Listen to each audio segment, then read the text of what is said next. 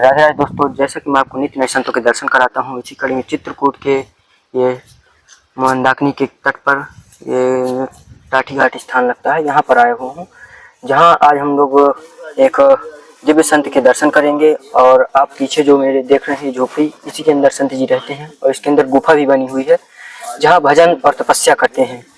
तो आज चलेंगे उनके दर्शन के लिए, उनका आशीर्वाद लेंगे और आपको भी दिलाएंगे, क्योंकि इतना ज़्यादा इस समय गर्मी है, यहाँ 45-46 डिग्री सेल्सियस यहाँ गर्मी है। और यहाँ भी संत जी कुटिया में देख सकते हैं कि पैरों में चप्पल या जूते भी नहीं पहने हुए हैं, तो इतना ज़्यादा यहाँ गर्म लग रहा है। तो किसी प्रकार से यहाँ थोड़ा से वीडियो बना रहे हैं और चलते हैं संत जी के सीधा कुटिया के अंदर ही, और उनसे थोड़ा से भजन करेंगे, उनसे हाल चाल उनका लेंगे। और अभी आपने देखा भी कि किस तरह से हम लोग निकल कर आए, किस तरह का रास्ता था जहाँ से हम लोग आए हैं। तो यहाँ आने जाने का मार्ग भी नहीं है, तो चलते हैं सीधे संत जी की कुटिया के अंदर। तो दोस्तों, जैसा कि आप लोग देख पा रहे हैं कि यहाँ पर संत भगवान की ये जो भोजन प्रसादी बनती है, तो ये यहाँ पर बाहर ही बनाया जाता है। और इस तरह की गर्मी के मौसम में बाहर ही बनाना पड़ता है, क्योंकि इतना ज़्यादा अंदर गर्मी रहती है, तो अंदर भोजन प्रसादी बनाना बहुत ही कठिन कार्य हो जाता है। और जंगल में इस तरह के चूल्हे बनाकर, और इस तरह देख भी सकते हैं लकड़ी है, लकड़ी को संग्रहण वहाँ भी देख सकते हैं कि किया गया है। और आप लोग इधर भी देख पा रहे होंगे कि किस तरह का पूरा जंगल है, पूरे जंगल के बीचों बीच कुटिया बनी हुई है संत जी की। तो इस तरह के खतरनाक जंगल में संत जी अपना निवास बनाते हैं और यहीं तपस्या करते हैं। तो अब चलते हैं संत जी के आशीर्वाद के लिए, तो चलिए बने रहिएगा वीडियो में, चलते हैं सीधे संत जी तक।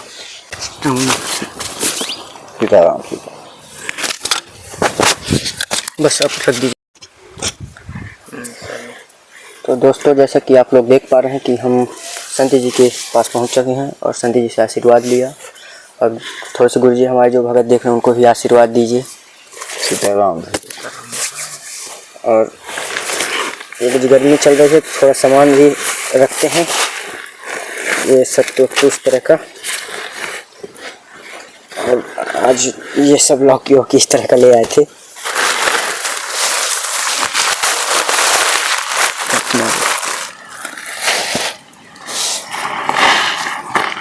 गुरु जी आशीर्वाद दीजिए। सीताराम। क्या जानना चाह रहे हैं गुरु जी? थोड़ा शुभ नाम अपना बता दीजिए। गुरु जी ने मुझे बैराग के बाद नाम दिया है, बालक दास नाम है। अच्छा। यहाँ लोग कहते वकील बाबा है। वकील बाबा नाम बालक दास है, गुरु जी ने दिया है, लेकिन यहाँ सभी लोग वकील बाबा कहते हैं टाटी घाट पे। तो गुरु जी वकील बाबा नाम क्यों प्रसिद्ध पड़ा? क्या वो पहले वकील आप थे? ऐसा नहीं कि कोई मास्टर होता है तो उसके घरों बच्चों को लोग मास्टर नहीं कहने लगते हैं। तो मैं वकील था। अच्छा।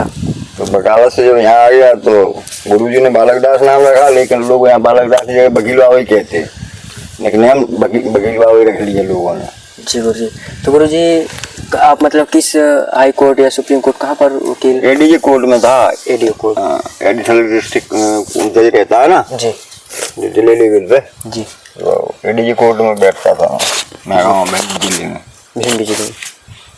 तो गुरु जी आपको ये संत जीवन में आने की कैसे इच्छा प्रकट हुई? क्या आप वकील थे और उसको छोड़कर क्या आप इस जीवन में आ गए? देखो, मैं यहाँ 15-16 साल पहले से आता था। 2006 से मेरा निरंतर आना जाना है टाटी घाट का जी, और इस कुटिया पे 2006 से ही आ रहा हूँ जी। यहाँ गुरु जी रहती थी इस वाली कुटिया जी। तो एक तो संतों से पहले से ही लगाव था जी।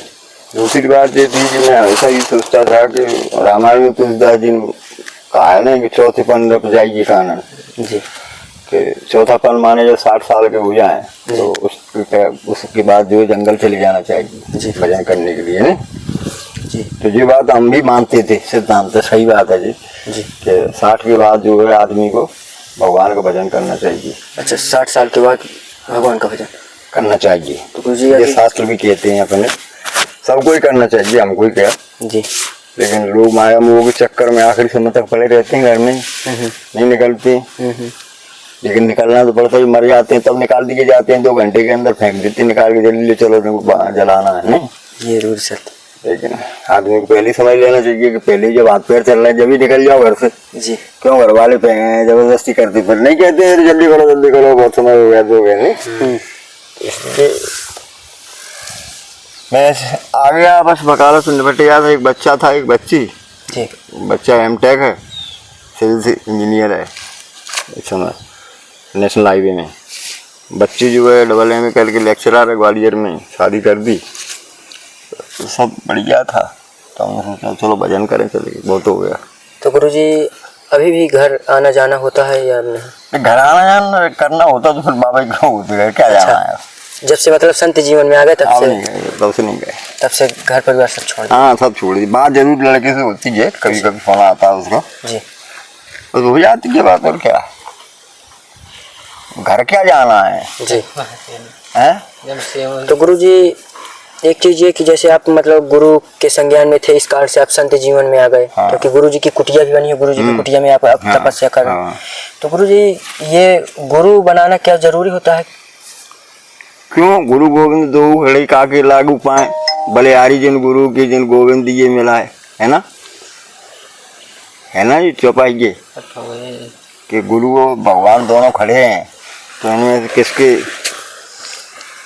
वो करना चाहिए। तो गुरु तो यदि आप साधु बनने जा रहे हैं तो बिना गुरु के ज्ञान कैसे होगा? साधु कैसे बन पाएंगे जब तक गुरु को आप मंत्र नहीं देंगे, गुरु दीक्षा नहीं होगी, जब तक आपको भगवान के भजन के लिए तो गुरु बनाना ही पड़ेगा। बिना गुरु के भजन हो ही नहीं सकता भजन। जी। तो गुरुजी एक चीज़ की मतलब जो भी संत रहते हैं अधिकतर जो तप करते हैं या अधिक मतलब जो ज्ञान अर्जित करते हैं संत, तो जंगल में निवास, अब जैसे आपकी ये कुटिया है तो जंगल के बीचों बीच बनी हुई है, और यहाँ गुरुजी ऐसा कुछ वो भी नहीं दिख रहा कि जहाँ मतलब मार्केट तो यहाँ से लगभग 4-5 किलोमीटर दूर पड़ती है, जहाँ से सामान 10 किलोमीटर पड़ती है आपका चित्रकूट यहाँ से? हाँ, तो 10 किलोमीटर 3-3.5 किलोमीटर जी रखा है अंदर ही। हाँ 10 किलोमीटर पड़ जाता है। रोड से करीब 6.5 किलोमीटर रखा है, 10 किलोमीटर नहीं है। मैं जाता हूँ मोटरसाइकिल से परिक्रमा करने, मुझे पता है। अच्छा 10 किलोमीटर। 10 किलोमीटर। तो गुरुजी तो यहाँ पर भोजन प्रसादी की कैसे व्यवस्था हो पाती है? सब आप लोग भगत आते रहते हैं, अब आप ले आए कि नहीं ले आए? मैंने तो नहीं कहा था, लेकिन आप लेके आए कि नहीं आए? ये तो बस ऐसे ही कोई ना कोई आप जैसे आते रहते हैं धर्म प्रेमी जी, श्रद्धालु भगत लोग, वो जानते हैं कि जंगलों में बाबा विषम परिस्थितियों में रहते हैं, तो चलो। और वैसे भी साधु के पास जाते हैं तो लोग कुछ ना कुछ लेके जाया जाता है, एक मान्यता है अपने यहाँ, है ना जी, सत्य सनातन में धर्म में, तो लोग लाते रहते हैं, उससे चल जाता है काम। और साधु को क्या चाहिए जी, मतलब कोई सेवा परमानेंट नहीं है, सब आकाश वृत्ति से। हाँ, आकाश वृत्ति से सब होता है जी।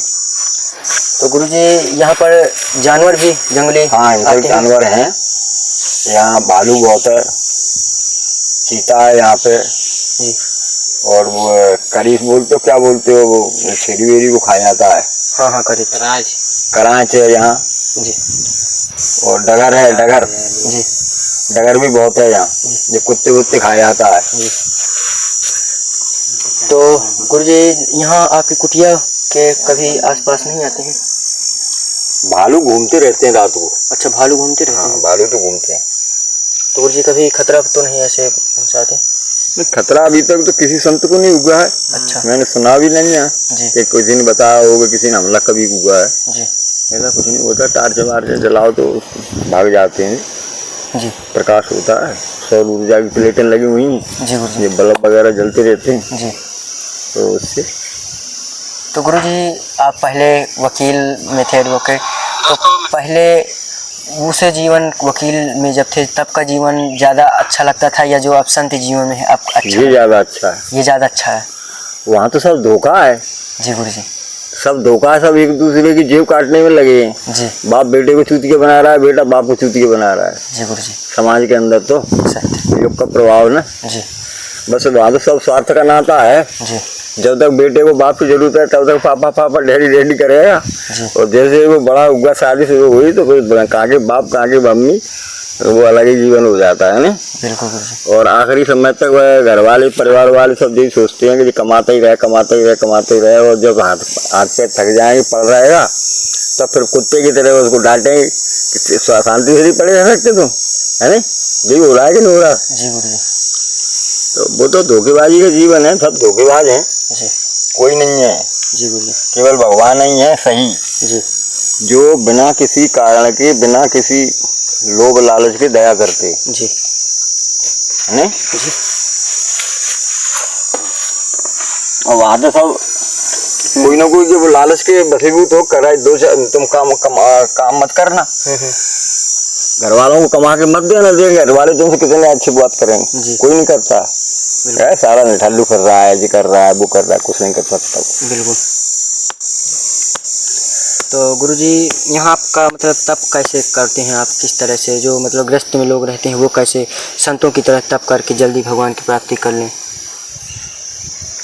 नहीं, अब गृहस्थ संतों की तरह तो नहीं कर पाएंगे, क्योंकि संत तो 24 घंटे परायण रहते हैं भगवान के प्रति, जी है ना जी और उनको 50 तरीके के दंड भंग करना है गृहस्थों को, गृह कार्य नाना जंजाला, तुलसीदास जी ने लिखा है ना। तो गृहस्थी में रह गई तो आदमी इतनी नहीं कर सकता संतों का मुकाबला, लेकिन फिर भी हर युग में 4 युग हैं, चारों युगों में अलग अलग तप की पद्धति बताई गई है। जी तो कलयुग में तो केवल भगवान के नाम का केवल सुमिरन कर किया जाए, जी सीताराम सीताराम ही बस बोला जाए। जी कलयुग केवल नाम आधारा, सुमिर सुमिर नर उतर है पारा, जी गुरु रामचरितमानस में लिखा है ना तुलसीदास जी ने कि कलयुग में केवल नाम का ही सुमिरन आधार है एक, और उसका सुमिरन करने से लोग पार उतर सकते। तो सभी को कम से कम घंटे आध घंटे एकांत में कहीं बैठ के, चाहे वो ग्रस्त हो कोई हो, जी सीताराम सीताराम तो बोलना ही चाहिए। आधा घंटे बोल लो एकांत में कहीं बैठ के, 1 घंटे बोल लो। जी गुरु अब संतों की बात करोगे, संतों की तरह कर पाएंगे? संतों को तो 24 घंटा कुछ काम ही नहीं है, उनको सिर्फ केवल भोजन बनाना है, भजन करना है, बिल्कुल, और कुछ तो करना नहीं है। हमें कोई ये नहीं टेंशन नहीं है कि अभी कमाएंगे कहाँ से आएंगे कैसे, और घर गृहस्थी वालों को तो टेंशन रहता है नहीं, कमाना पड़ेगा जी करना पड़ेगा, तो वो अंतर तो रहता है। तो गुरु जी जो ग्रस्त में लोग रहते हैं तो क्या मतलब वो भी भगवान की प्राप्ति कर सकते हैं? क्यों नहीं कर सकते? कि राजा जनक के ग्रस्त नहीं थे, जी दशरथ जी के ग्रस्त नहीं थे? बिल्कुल, अरे जिनके घर में स्वयं भगवान नारायण ने अवतार लिया, प्रकट हुए। बिल्कुल, और कन्हैया देख लो, क्या उनके पिता बसदेव जी ग्रस्त नहीं थे? बिल्कुल गुरु जी, ग्रस्त जीवन था ना देव की जनक गुण का। तो भगवान तो ग्रस्तों के यहाँ प्रकट हुए, तो ग्रस्त क्यों नहीं कर सकते? तो गुरु जी जो ये कलयुग जो इस समय का वो चल रहा है, तो क्या इस मतलब कलयुग में भगवान दर्शन देते हैं? क्यों नहीं देते? तो क्या संत पागल हैं जो अपना जीवन पूरा यहाँ हो रहे हैं? तो मतलब कब कितना मतलब तप करना पड़ता है जिसके माध्यम? उसके लिए कोई क्राइटेरिया नहीं है, मतलब जो कोई फिजिक्स की लेबोरेटरी नहीं है या केमिस्ट्री की, इसमें ये मिला दो वो मिला दो, ये पाउडर मिला दिया तो निश्चित आ गया ऐसे कलर का, तो पता लग गया H2S गैस है, पता लग गया कार्बन ऑक्साइड है, ऐसा नहीं है। जी गुरु जी, ये मामला आत्मा का है, आत्मा से आत्मा को जोड़ने का है। जी आप कितनी जल्दी जोड़ सकते हैं? प्रहलाद ने तो, ध्रुव ने तो 5.5 महीने में भगवान का साक्षात्कार कर लिया था। जी गुरु जी, कर लिया था ना जी। आप चाहे जो कलयुग है यहाँ तो बहुत जल्दी हो सकता है, 5.5 दिन में हो सकता है, 5.5 घंटे में हो सकता है। जी गुरु जी, वो तो तुम्हारे अपनी आत्मा को कितनी जल्दी आप उसमें परमात्मा में विलीन कर सकते हो, जो तुम्हारी क्षमता के ऊपर है। जी गुरु जी। तो गुरु जी जैसे आप यहाँ इतने साल से तप कर रहे हैं, तपस्या भजन संत जीवन में है, तो आपको ऐसा आपका अनुभव क्या रहा? आपको मतलब भगवान के कभी दर्शन या महसूस ऐसा कभी हुआ? नहीं, हम तो दर्शन की कामना करते ही नहीं। अच्छा, दर्शन की कामना नहीं करते। अर्थ न धर्म न काम रुचि गति न चाहो निर्वाण, रामायण में तुलसीदास जी ने लिखा है। क्या लिखा है? कि अर्थ न धर्म न काम रुचि गति न चाहो निर्वाण, जन्म जन्म रत राम जी पद जाए वरदान ना। यानी न तो हमको अर्थ चाहिए, अर्थ माने धन, अर्थ न धर्म, ना हमको धर्म चाहिए कि बड़े भाई धार्मिक हो जाए, समाज में महिमा मंडित हो जाए, बड़े भाई वकील बाबा बहुत धार्मिक है। अर्थ न धर्म न काम रुचि, काम भी की आवश्यकता नहीं है किसी भी राग की, गाड़ी हो, मोटर हो, बंगला हो, जी वो। अर्थ न धर्म न काम रुचि गति न चाहूँ निर्वाण, निर्वाण माने मोक्ष, है ना। मोक्ष माने कि जन्म मृत्यु के फंदे से हमेशा के लिए कट जाए, वो भी नहीं चाहिए जी। क्या चाहिए? कि जन्म जन्म रत राम जी पर, जिस जन्म भी जब भी जन्म मिले तो केवल भगवान के चरणों में अनुराग बना रहे, उनका ध्यान बना रहे जी। बस यही कामना है। जी गुरु जी। तो जी कई संत अभी भी जंगल में ऐसे ऐसे संत पड़े हैं जो बिना भोजन प्रसादी के मतलब पानी पीकर या पत्तियां खाकर ही तपस्या कर हाँ रहे क्यों हैं। नहीं क्यों नहीं है ना, ये पत्तियों में बहुत ताकत है। ये बेल है, ये बेल खा लिया जाए तो 2 दिन भूख नहीं लगती है। अच्छा, बेल की पत्ती खाने से? बेल पका हुआ बेल है ना। अच्छा, बेल फल। हाँ फल, उसका शरबत बना के पी ले तो 3-4 गिलास, जी। 2 दिन भूख नहीं लगेगी। पत्तियां खाओ, पत्तियां बहुत पौष्टिक होती हैं ऐसी। जी तो जंगल में तमाम ऐसे साधन है, नहीं है तो कट सकते हैं, समय कट जाता। जी। बेल के पत्ते खाते हैं। एक बेलपाती बाबा हमारे जंगल में है जिन्होंने कम से 10 साल बेल पत्ती खाई। यहीं चित्रकूट में? हाँ। कहाँ पर गुरुजी? ये धोबी घाट पे, तो जाएंगे धोबी घाट पड़ता है, यहाँ बेलपाती बाबा करके रहता है एक। अच्छा, धोबी घाट में रामदास महाराज जी कुटिया के आगे? हो रामदासी कुटिया थोड़ा आगे। अच्छा गुरुजी। बेलपाती ही नाम है उसे, अच्छा। इसीलिए बेलपाती नाम पड़ा। बेलपत्री खाए उसने 10 साल। जी गुरुजी। पत्ते खाता था और फल खाता था। जी गुरुजी। पौष्टिक है ये बेलपत्र बहुत। जी गुरुजी। खाया जा सकता है। पत्ते लो, उसकी कॉपे बट लो, जी। गोला सा बनाओ, पर खाओ नमक डाल के या जो भी डाल के, हो गया काम, पानी पी लो। जी गुरुजी। जी कैसे खा कर है, कितनी ताकत है इनमें, लंगूर और बंदरों में। तुमसे ज्यादा फुर्ती के। बिल्कुल ये गुरुजी। कौन सी रोटी खा रहे हैं, कौन से चावल खा रहे हैं? बिल्कुल। ये पत्तों के सहारे तो हैं। जी। तो महात्मा लोग देखते रहते हैं ये बंदर कौन, भालू कौन से पत्थर खाते हैं, जी लंगूर। जी। तो जो कुछ नहीं होता है खाने को, तो जिस पत्ते को जो लोग खाते हैं उसी को महात्मा लोग खा जाते हैं। जी। जब उनको नुकसान नहीं कर रहा है तो हमको क्यों करेगा? जी। तो खाया जा सकता है, रहा जा सकता है। जी गुरुजी। तो एक गुरुजी जैसे बताया जाता है कि संत मतलब तिलक लगाना, संत तिलक लगाते हैं या और जो व्यक्ति रहते हैं तो बताते हैं संतों की पहचान गुरुजी कैसे, मतलब सिद्ध संतों की पहचान कैसे करें? सिद्ध की तो पहचान नहीं कर पाएंगे, कैसे करेंगे? सिद्ध क्या कहता है हम से, हम सिद्ध हैं? नहीं तो गुरुजी हम मतलब जो जैसे जो पहचान करने वाला है उसे मतलब क्या पहले धारण करना पड़ेगा जो सिद्ध संतों की पहचान हो सके? जब आधा किलो सरसों का तेल लेने जाओगे दुकान पे, जी।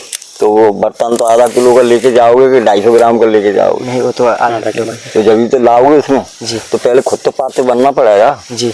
जब भी तो आप पहचान पाओगे कि सामने वाला कैसा है। तो वही चीज जब पात्र ही नहीं हो आप, आपके खुद के अंदर ही इतने विषय विकार भरे हुए हैं, इतनी सा लालच भरा है, इतना मुंह भरा है, तो वो आंखों पट्टी लगी है कि चश्मा दूसरे रंग का। जी। इसमें लगाते नहीं है, चश्मा लगाते हैं, धूप में लगा के लोग घूमते हैं। एक चश्मा ऑटो लेंस का होता है, जो जैसे धूप ज्यादा पड़ेगी जी। तो वो काला हो जाएगा नहीं। जी। और जैसे छाया में पहुंचोगे तो वो सफेद हो जाता है। चश्मे का रंग है, जिसको ज्यादा चश्मा लगा है। जी। तो वो है, पहले स्वयं तो उस रास्ते पे बड़े हो गए जब तो पता लगेगा। जी गुरुजी। जब आप उस रास्ते पे नहीं चले हो तो कैसे पता लगेगा? या टाटी घाट नहीं आए होते, अब आप बता दोगे टाटी घाट के जंगल हम गए थे, जी गए थे, आए ही नहीं होते तो कल्पना कैसे करती? जी गुरुजी। तो पहले खुद चलना पड़ेगा, खुद समझना पड़ेगा, तब आप समझ पाएंगे। ये गुरुजी बहुत बीहड़ जंगल भी है। हाँ। आने में जब आए तो पूरा रास्ता जंगल। हाँ जंगल है, भयंकर जंगल है। जी। तो गुरुजी यहाँ आपके यहाँ कोई साधन भी नहीं है ऐसा, ना पंखे वंखे की व्यवस्था दिख रही थी? नहीं, देखो ऐसा है कि इस रास्ते पे केवल एक ही नाता है भगवान से। जी। और किसी से नहीं है। जी। जिसमें जब तक हम भौतिक सुख साधनों के चक्कर में पड़े रहेंगे ना, जी। तब तक तो वहाँ प्रभु से मिलन, प्रभु का चिंतन तो संभव ही नहीं। संभव नहीं। कभी लाइट चली जाएगी तो फड़फड़ा जाओगे, अरे हमारे गर्मी तुम्हारा। जी गुरु। कभी लाइट आ जाएगी तो जी बड़ा चैन से आया, एसी चल गया, जरा आओ ले आओ, चाय ले आना, ये ले आना, नमकीन ले आना, खा पी को जो चित्त पड़े सो रहे हैं, कोई चिंता भगवान का तेल ले दे। जी। तो जब तक भौतिक सुख साधनों में आप रहेंगे तब तक भगवान का चिंतन मनन हो नहीं सकता।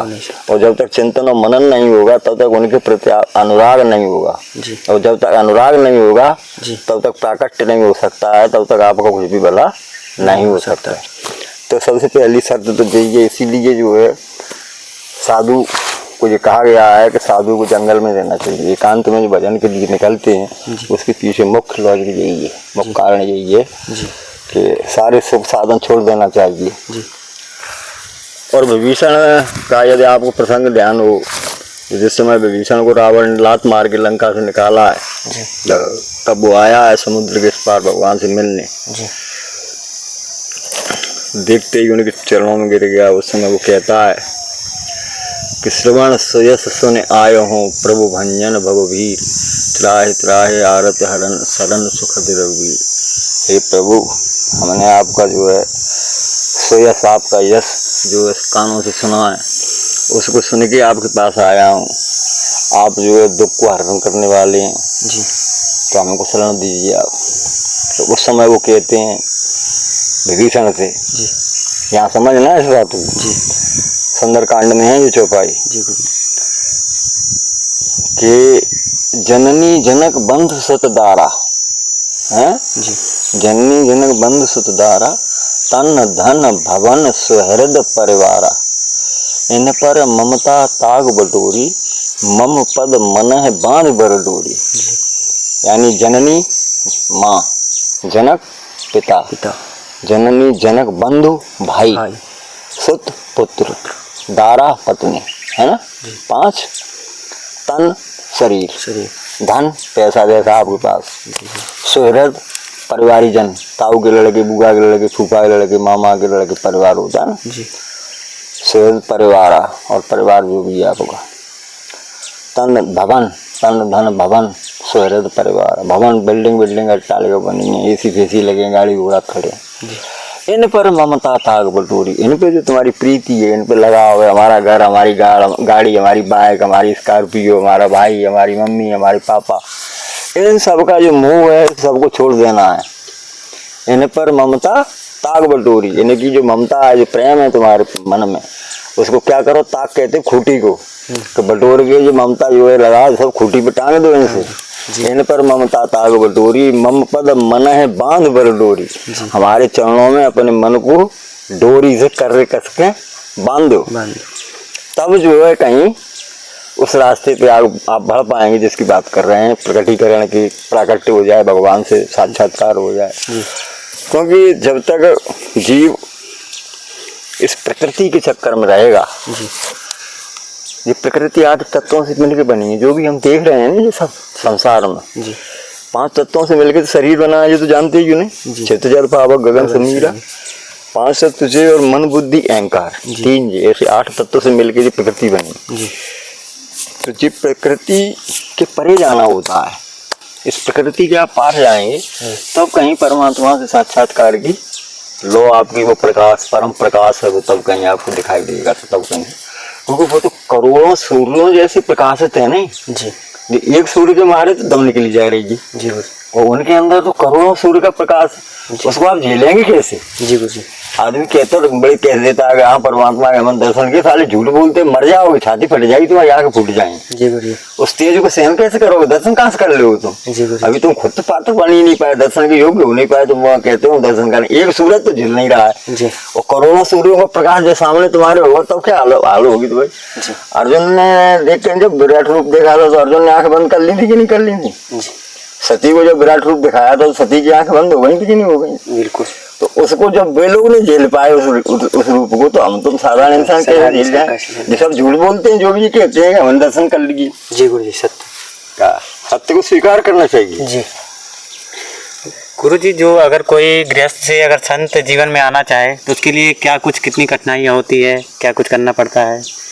क्योंकि कुछ नहीं करना पड़ता है, अपना लगता है कि बहुत आसान संत का जीवन होता है, जो कुछ लोग होते हैं। बिल्कुल नहीं होता आसान। मैंने कहा नहीं कि इन सब की पहले ममता छोड़ना पड़ेगी, इनको छोड़ देंगे और जिस दिन इनको छोड़ देंगे संत अपने आप ही हो जाएंगे। इनको छोड़ के तो देखो, कहने में करने में बहुत अंतर होता है। बिल्कुल। कभी माँ का मोह है तो कभी पत्नी का मोह है तो कभी बच्चे का मोह है तो कभी हम तो देख रहे हैं कि जिनके नाती हो गए, नाती के बाद पंथी हो गए, उसके बाद भी घर नहीं छोड़ना चाह रहे। तो जी इसी मोह माया को कैसे मतलब त्याग करके संत जीवन में आ पाए? जैसे लगा रहता है जैसे किसी घर में लड़की है, लड़की का ब्याह हो जाए, बिना संतोष न काम न साईं। संतोष करना पड़ेगा हर चीज पे, तब ये मोह ममता तभी छूटती है, माया तभी छूटेगी जब आप संतोष करेंगे। और जब तक इस प्रतिस्पर्धा में रहेंगे कि क्या नाम है तुम्हारा? अभिषेक जी। अब अभिषेक जी सोचते रहेंगे कि हमारे बगल में हम इस आश्रम में रहते हैं, यार यहाँ सही व्यवस्था नहीं, बगल वाले में देखो वहाँ सब बेसी लगी है, जो लगा है वो लगा है।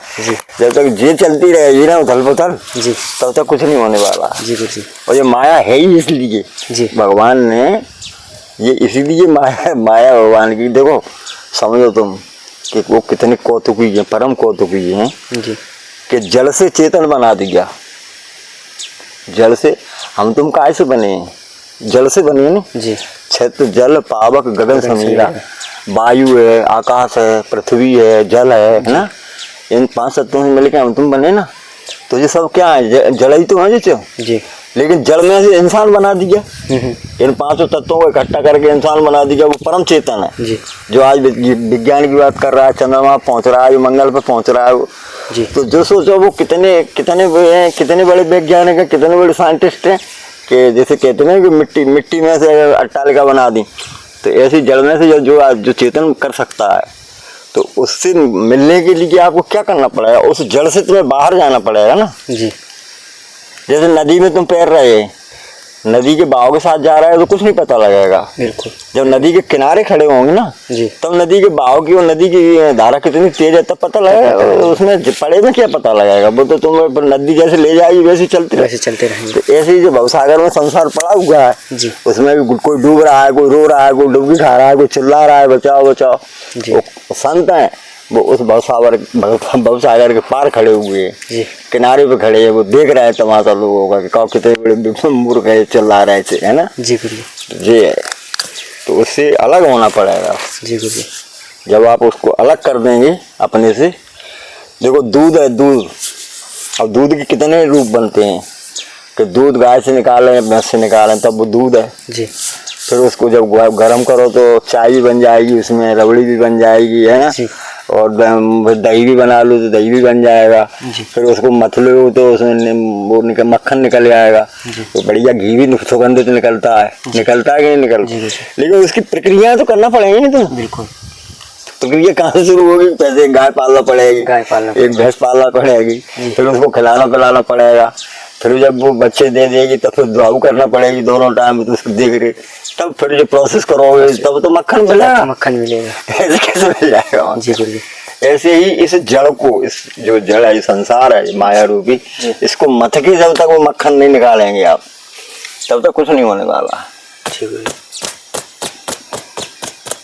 गुरुजी, जैसे इतना लोग कमा रहे हैं, इतने बड़े बड़े धनवान व्यक्ति हैं, और जैसे मतलब सबका बिल्कुल परिश्रम का गुरुजी पैसा नहीं है आजकल, कोई किसी तरह से कमा रहा, कोई किसी, तो किस तरह से धर्म के कार्य में लगा सकते हैं और वो पाप के भागीदार न बने, पुण्य उनको मिले? ऐसे किस तरह से संतों के मतलब लगा दें या किस जगह पर लगाएं? तो शास्त्र कहते हैं जी, शास्त्रों में लिखा है जी, उपनिषदों में देख लो, वेद में देख लो, पुराणों में देख लो कि धन संग्रह की वस्तु नहीं है। पहली बात तो यही आएगी कि धन संग्रह की वस्तु नहीं है, धन का संग्रह नहीं करना चाहिए। धन का संग्रह इसलिए नहीं करना चाहिए, बुद्धिजीवियों ने, जो मनीषी हमारे हुए हैं, मुनि हुए हैं, महात्मा, उन्होंने सिद्ध किया है कि इसमें 14 प्रकार के दोष होते हैं धन के अंदर। तो जैसे ही ये धन आप एकत्रित करेंगे तो आपके अंदर वो दोष प्रकट हो जाएंगे जो माया जनित दोष है जी। आपको अहंकार आएगा, है, आपको प्रतिस्पर्धा होगी जी। मैंने नीलाम से चतुर्वेदी का इतना बड़ा विधायक बना घूमता है, मैं भी तो देखूं, होगा राजा रजवाड़ा कभी जमाने का, आपको आएगा राजा साला जी, है ना, हजारों बीघा जमीन बेच देता है, कहीं कुछ करता है जी। तो ये माया जैसे जैसे आप पे घट जाएगी तो आप एक दूसरे पर प्रतिस्पर्धा में बढ़ते जाएंगे जी, कंपटीशन में करते जाएंगे। तो इससे ऐसे कर करके इसमें 14 दोष हैं। तो पहले तो हमने यही कह रहे हैं कि धन का इकट्ठा करने की वस्तु नहीं है, इसको इकट्ठा नहीं करना चाहिए, इसमें दोष हैं। और फिर मान लो आप इकट्ठा कर ही रहे हैं तो फिर इसको शुद्ध करने के लिए इसका सबसे बड़ा तरीका ये है कि इसको दान करें। धन की जो 3 गतियां हैं, धन सिर्फ 3 प्रकार से ही काम खर्च होता है, चौथा प्रकार ही नहीं है धन का। क्या है? दान, भोग और नाश। धन 3 तरीके से नष्ट होगा, उन्हें आप चौथा बता देना हमको कि या तो धन है आपके पास तो दान में आप खर्च कर सकते हो उसको, है ना, महात्माओं को भंडारा कर, या महात्माओं के किसी को रहने के लिए नहीं है तो उसकी कुटी बनवा दो, गरीब का कोई बच्चा है उसको पढ़ाई मदद कर दो, गरीब की बच्ची है उसकी शादी के लिए मदद कर दो, है ना। भूखे प्यासे लोग हैं, जैसे अभी ये कोरोना चला था तो लोग भूखे प्यासे लोगों को खाने पीने के लिए भेज रहे थे, तो जो सक्षम है जिन पे काफी पैसा है तो या तो वो दान के द्वारा अपने धन को शुद्ध कर सकते हैं जी वही एक तरीका है जी या फिर भोग विलास में खर्च होगा वो भोग विलास में एक बिल्डिंग बनी गई एक काम नहीं चल रहा के लड़के हैं 3 लड़के हैं तीनों के लिए अलग अलग प्लाट खरीदो जी हम चुनी लड़ेंगे इनकी औरतें आएंगी है नहीं तो ये तुम्हारे माँ बाप थे तो एक कमरे में ही रहे तुम चारों लोग है नहीं और जब तुम पे थोड़ा पैसा आ गया तो एक मकान में काम नहीं चल रहा तुम्हारा 25-50 के में तुमको 3 चाहिए जी हाँ फिर जब 3 बन जाएंगे फिर उसके बाद फिर जब तीनों कहीं भगवान के द्वारा से लड़के कमाने लगे तो फिर क्या सोचोगे कि तीनों को बेचो अब तो 17 में चलते हैं 17 में कोई बड़ी कोठी 1 करोड़ की खरीद जाएंगे जी जी तो ये प्रतिस्पर्धा बढ़ती रहती है लगातार मतलब बढ़ते इच्छा कभी खत्म कभी खत्म नहीं होगी कभी बढ़ती ही नहीं रहती होगी बढ़ती ही रहती और जो इच्छा से मुक्त हो गया वही जीवन में मैंने कहा ना कि बिन संतोष न कामना साई जी संतोष करना ही पड़ेगा संतोष जब आप करेंगे तब इससे मुक्त मिलेगा अन्यथा तो मिलेगी नहीं मर जाओगे ऐसी लगे वो तमाम मर रहे हैं जी बोलिए तो धन में 14 तरीके के दोष होते हैं इसको दोष को दूर करने का सबसे बढ़िया उपाय यही शास्त्रों ने कहा है कि इसको दान करना चाहिए कलयुग में जी तो दान के द्वारा धन शुद्ध होता है 10 दान कर देना चाहिए जी जैसे आपने 100 रुपए कमाए हैं तो 10 रुपए दान में खर्च करो जी साधु महात्माओं के बीच में जी दूसरी ग्रस्त लोग जो भक्ति की ओर आना चाहते हैं तो सबसे पहला जो कदम है उनका होना चाहिए शास्त्र जैसा बताते हैं जी और मैं भी महसूस करता हूँ कि सही भी है ये बात जी कि साधु के पास जाना चाहिए महात्मा के पास जाना चाहिए जी गृहस्थ को यदि वो भक्ति के मार्ग में आना चाहता है भगवान की तरफ बढ़ना चाहता है जी कि जो नवधा भक्ति है ना 9 प्रकार की भक्ति बताई है भगवान ने सबरी को जी तो नवधा भक्तियों में सबसे पहले जो भक्ति का चरण है जी वो क्या है कि प्रथम भगत संतन कर सेवा पहली भगत जो है साधु के यहाँ जाओ उससे मिलिए उससे बात करिए उसकी सेवा करो सेवा का मतलब आश्रम की साफ सफाई करने लगो जी उसकी आवश्यकता की चीज़ें लकड़ी डाल दो लाए कहीं खाने पीने का इंतजाम तब वो साधु देख लेगा कि हाँ अभिषेक नाम है जी तो अभिषेक जो है ठीक है लड़का और ये धार्मिक भी लगता है कुछ लगता है तो फिर वो अपनी कुछ जो अनुभव हैं जी जो हमें मिल रहे हैं यहाँ हम पढ़े हैं जी तो जब तो हम तुम शेयर करेंगे ना बिल्कुल और नहीं तो यहाँ तुम हम आते हैं कितने आएंगे कितने चले जाएंगे हम हमें क्या पड़ी कि हम तुमको बताते फिर रास्ता के तुम ऐसा कर लेना बिल्कुल गुरुजी जब भाई वो है ना जो संसारिक स्वार्थ से चलता है तो महात्माओं से परे नहीं है बिल्कुल तुलसीदास जी ने रामचरित मानस में जो लिखा है जी कि स्वार्थ लाग करें सब प्रीति सुर नर मुनि की है ये रीति सुर माने देवता नर माने मनुष्य और मुनि माने महात्मा तो ऐसा नहीं है कि स्वार्थ से महात्मा परे हो जी लेकिन जब आप उनके पास जाएंगे उनके बीच में उठेंगे बैठेंगे उनकी सेवा में रहेंगे तो वो जरूर आपको मार्गदर्शन करेंगे जी तो मार्गदर्शन तो वो तो स्वार्थ के वसी भगवान सेवक के वसीभूत है जी भगवान को स्वयं सेवक के वसीभूत है जी तो महात्मा तो क्यों नहीं होंगे सेवा के बस में तो कोई भी हो जाता है बिल्कुल देखो जो अपराध बाली ने किया जी तो उस अपराध के लिए बाली को मार देते हैं जी है ना बाली को जब मारा है एक विवाह में जी तो बाली ने क्या कहा है वहाँ क्या भगवान से कि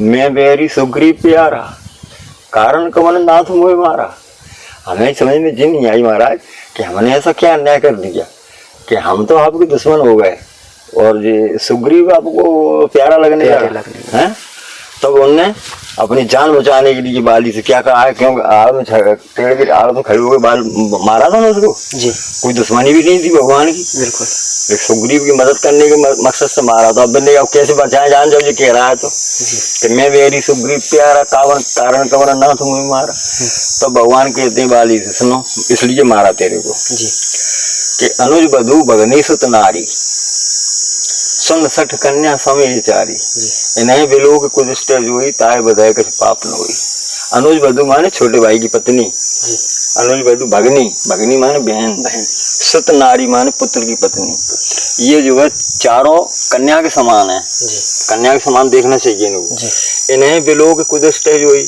इन्हें बुरी नजर से कोई देखता है ताए बधाए कुछ पाप न हुई तूने अपने छोटे भाई की पत्नी को रख लिया है जबरदस्ती तू ताकतवर है बलशाली है सुग्रीव की पत्नी को रखे हुए इसलिए तू बधे हो गया इसलिए तुझे मारा है ठीक अब यहाँ तुझे कह दिया जब सुग्रीव को राजा बना दिया, सुग्रीव ने बाली की पत्नी रख ली तो सुग्रीव ने अन्याय नहीं किया वो, तो सुग्रीव को क्यों नहीं मारा तुमने भाई? जी विभीषण को जब लंका में रावण को मार दिया तो लंका का राजा विभीषण बना दिया, विभीषण ने मंदोदरी को रख लिया, जी अपनी पत्नी बना लिया मंदोदरी को, तो वो अन्याय तो विभीषण ने भी किया। जी लेकिन उनकी सुग्रीव की और विभीषण की अयोध्या में आकर के जब भरत जी से परिचय कराते हैं तो बड़ी भारी तारीफ कर रहे हैं। जी तो चिंतक लोग जो मनन करते थे कहते हैं कि भगवान की ये नीति समझ में नहीं आई, एक अपराध में तो बाली को दंड दे रहे हैं, कहते हैं ऐसा किया, और वही अपराध उनकी जानकारी में कर रहे हैं विभीषण और वो सुग्रीव, उनको दंड नहीं दे रहे हैं। तो क्यों नहीं दे रहे हैं? क्योंकि सेवक हैं। तो सेवक जो कोई अपराध भी कर जाता है तो उस आदमी उसमें अपराध को क्षमा कर देते हैं कि नहीं? जी बिल्कुल। हाँ, तो जो सेवा का ये इतना महत्व। जी बिल्कुल।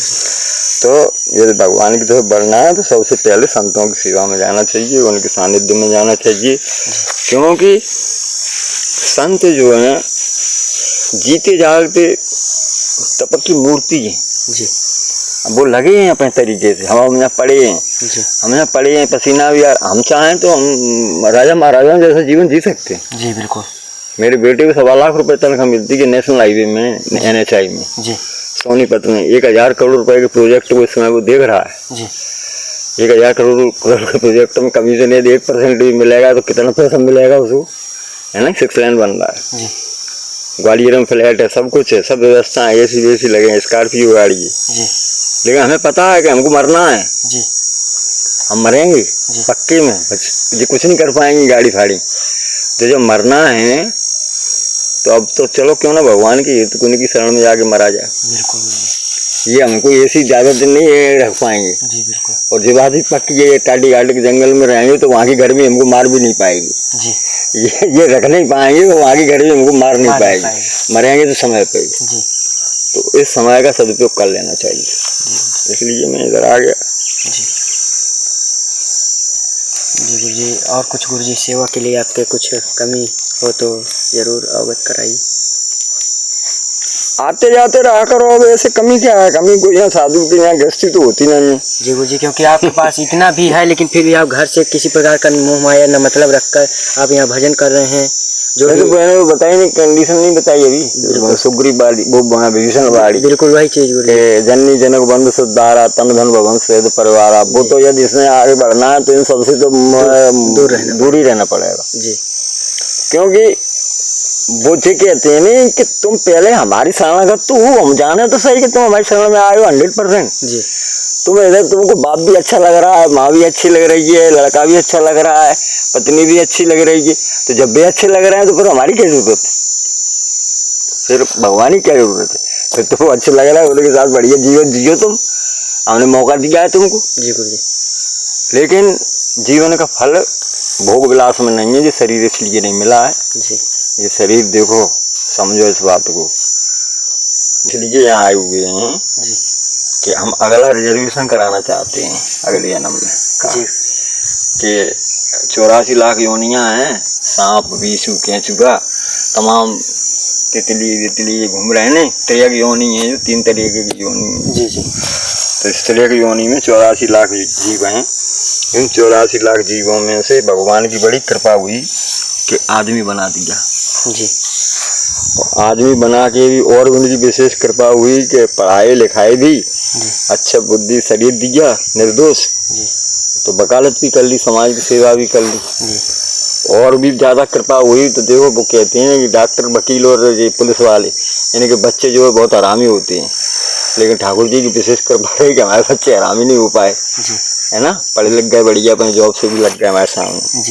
तो जब उन्होंने इतनी सारी कृपाएं बिना मांगे दी कर दी, तो हमने सोच के आए हैं कि भजन तो उनका हम कर नहीं पाए 60 साल तक, तो अब 10-20 साल ही जिंदा रहेंगे, ज़्यादा समय नहीं बचा है। तो 10-20 साल के अंदर इतना ही हो जाए तो परमात्मा दोबारा से आदमी बना देंगे, पता लगा कुत्ता बिल्ली बन गए तो इतना ही भजन हो जाए, इतने ही स्मरण हो जाए, इतने ही चिंतन हो जाए कि अगले जन्म में फिर प्रभु हमें इंसान बना दें और इधर ही भेज दें टाटी घाटी, तो बचपन से ही लग जाए उनके इस लालसा में यहाँ पड़ेंगे। जी गुरु जी। तो देख सकते हैं संत भगवान का इस जन्म में तो कर रहे हैं, तब अगले जन्म के लिए भी यही बना ले रहे हैं। अगले जन्म में भी प्रभु से इच्छा कर रहे हैं कि अगले जन्म में बचपन से ही संत जीवन में भेज दें, यही टाठी घाटी स्थान में। बस यही एक कामना है। कामना लेकर अपनी यही तपस्या कर रहे हैं। और गुरु जी ने बताया भी कि करोड़ों में संपत्ति, हर चीज़, लेकिन कुछ नहीं, सिर्फ यहाँ भगवान को दर्शन के लिए या यहाँ तपस्या के अगले जन्म का सुधार करने के लिए यहाँ पर पड़े हैं और यही तपस्या कर रहे हैं।